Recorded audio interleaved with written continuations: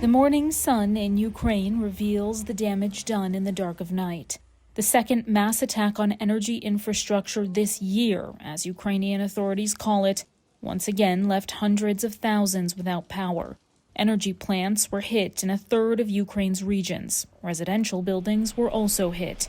And in Kiev, residents spent another sleepless night sheltering below ground.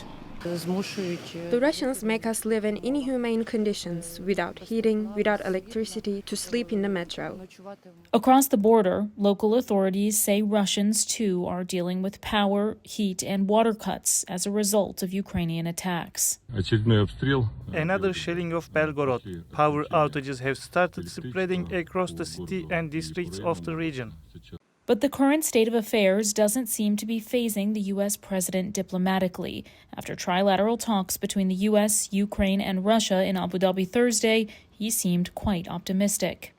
We had very, very good talks today, having to do with Russia, Ukraine. Something could be happening. The Ukrainian president, meanwhile, confirming recent reporting that the U.S. wants a deal done before midterm elections in November. President Volodymyr Zelenskyy says the U.S. has set a deadline of June. The Kremlin says there's not even a date for another round of trilateral talks, and there's no plan for them to be held in the United States, contrary to Ukrainian claims.